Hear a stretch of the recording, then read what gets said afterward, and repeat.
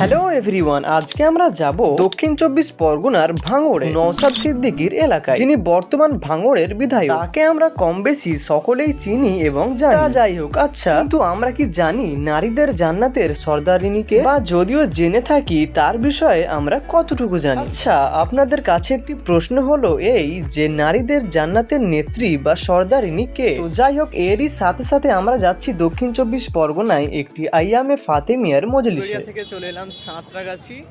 এবার বাস ধরবো, তাই বাস স্ট্যান্ডে যাচ্ছি। আমরা তিনজনে বাস ধরে চলে এলাম মৌলা আলী যুব কেন্দ্রের সামনে। দেখলাম অলরেডি সেই অডিটোরিয়ামে একটি অনুষ্ঠান চলছে। আমরা রয়েছি রাহমাতুল্লিল আলামিন কনফারেন্স, যেখানে হয়েছিল, অর্থাৎ মৌলা আলী যুব কেন্দ্র স্বামী বিবেকানন্দ অডিটোরিয়ামে আমাদের গত যেই রাহমাতুল্লিল আলামিন কনফারেন্স হয়েছিল ওইখানে আমরা রয়েছি। তো সামনে অর্থাৎ 1 জানুয়ারিতে রয়েছে আরও একটি মাহফিল। তো চলুন ওটা মাওলানা রিজওয়ানুস সালাম খানের মুখ থেকে শুনে নিই। আসসালামু আলাইকুম ওয়া রাহমাতুল্লাহি ওয়া বারাকাতুহু। আপনারা দেখতে পাচ্ছেন মৌলা আলী যুব কেন্দ্র, যেখানে রাহমাতুল্লাহ আলামিন কনফারেন্স হয়েছিল 16 সেপ্টেম্বর। আগামী 1 জানুয়ারিতে আপনাদের জন্য অপেক্ষা করছি আমরা। এখানে হবে বিশ্ব নারী দিবস, অর্থাৎ ফাতেমা জাহরা সাল্লাল্লাহু আলাইহার জন্মদিবস উপলক্ষে একটি বিরাট সম্মেলন এবং বিরাট একটি সেমিনার। আপনাদের সকলকে আমন্ত্রণ রইল প্রবন্ধ প্রতিযোগিতায় অংশগ্রহণ করার জন্য। যারা এই প্রবন্ধে অংশগ্রহণ করবে তাদের সকলকে, যারা অংশগ্রহণ করবে সকলকে সান্ত্বনা পুরস্কার দেওয়া হবে, এবং ফার্স্ট, সেকেন্ড, থার্ড যারা হবে তাদেরকে আকর্ষণীয় পুরস্কার দেওয়া হবে। ইনশাআল্লাহ আপনাদের আইবেন এই মৌলা আলী যুব কেন্দ্র। আপনারা দেখতে পাচ্ছেন এখানে আপনারা আইবেন 1 জানুয়ারি সকাল 10টা 2026 জানুয়ারির 1 তারিখে একটি বিরাট সম্মেলন রয়েছে, সেটা মা ফাতেমা জাহরা সালামুল্লাহ আলাইহার জন্মদিবস উপলক্ষে। তো যাই হোক, এই বিষয়ে আরো ডিটেলস ভিডিও আসবে। তো আমরা মৌলালি থেকে বাস ধরে ঝুলন্ত সুইমিং পুল দেখতে দেখতে এগিয়ে চললাম। বাসে প্রায় ঘন্টাখানেক থাকার পর বাস থেকে নামলাম। এখন বাজে 3:50 আর আমরা এই সবে পৌঁছলাম বিবিরহাট। তো সম্ভবত এইখানেই আমাদের একটা আঙ্কেলের বাড়ি, মজলিসটি রয়েছে। তো দেখা যাক এবার এখান থেকে আর কতটুকু। এই জায়গাটির নাম হলো বিবিরহাট। আমরা এই অটো ধরে এবার আমাদের গন্তব্যস্থানে যাব।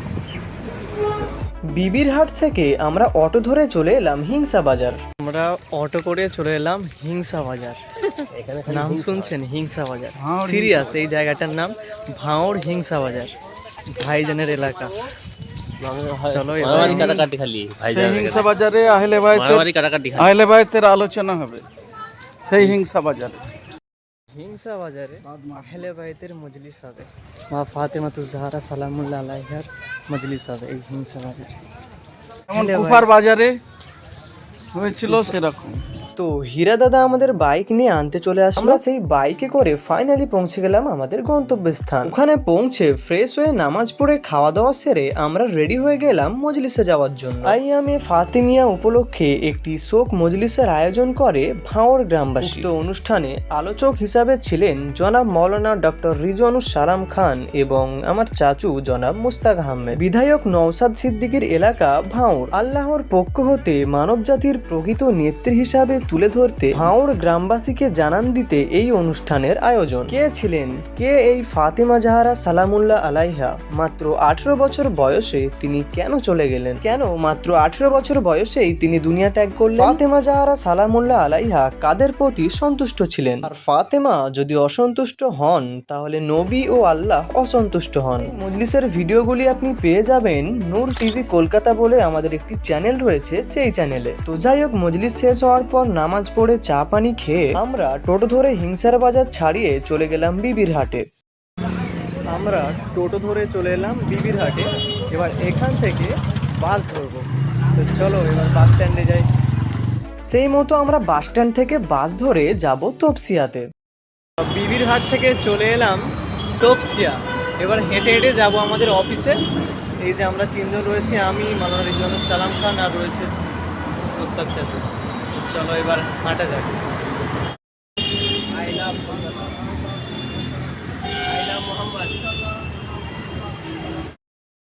ফাইনালি চলে এলাম গন্তব্যস্থানে, মানে আমরা যেখানে আজকে রাতটা থাকবো।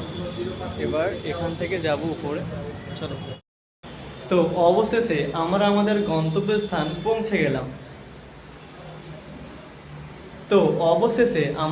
গন্তব্যস্থান পৌঁছে গেলাম। এই ভিডিওটা এই পর্যন্তই, দেখা হচ্ছে অন্য কোনো ভিডিওতে। তাহলে আজকের মতো আল্লাহ হাফিজ।